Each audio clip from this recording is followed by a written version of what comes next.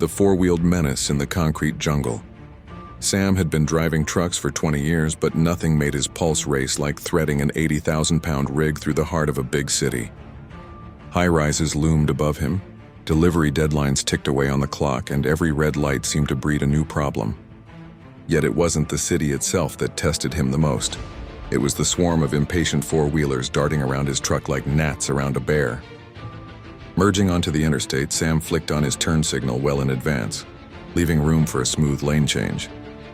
Almost instantly, a small sedan shot up from behind, sliding into the very space he'd opened. Its driver, head buried in a glowing phone, never looked up. Sam sighed and braked harder than his load liked, the trailer swaying gently behind him. "One bad move," he muttered, "and I'm the monster they'll blame on the evening news." Downtown, the chaos multiplied. A compact car cut in front of him to squeeze into an exit ramp, forcing Sam to stomp on his brakes. He knew the car's driver never considered that his stopping distance was the length of a football field. Another SUV lingered in his blind spot, seemingly oblivious to the giant mirrors and the no-zone warnings plastered on his trailer. At intersections, the dance grew even riskier. Sam swung wide to make a right turn, carefully watching his trailer's path. Yet a hatchback crept up on his right, trying to slip through. Horns blared when Sam leaned on his air horn, saving the driver from being crushed between steel and curb.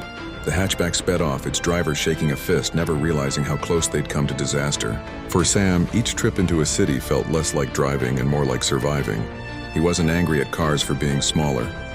He was angry at how invisible his rig seemed to them. Four-wheelers forgot that trucks couldn't stop on a dime, couldn't swerve like sports cars, and couldn't see everything around them. Every careless move put both trucker and driver at risk. Yet the blame always seemed to fall on the big bad semi.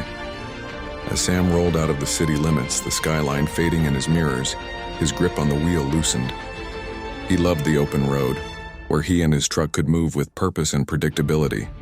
But he knew tomorrow another city would come, and with it more four-wheeled gamblers treating his semi like just another car. And in that concrete jungle, it wasn't the 18 wheels that made him sweat. It was the Reckless Four. By Geeks Trucking. If you like this kind of story, please like, follow, comment, and share.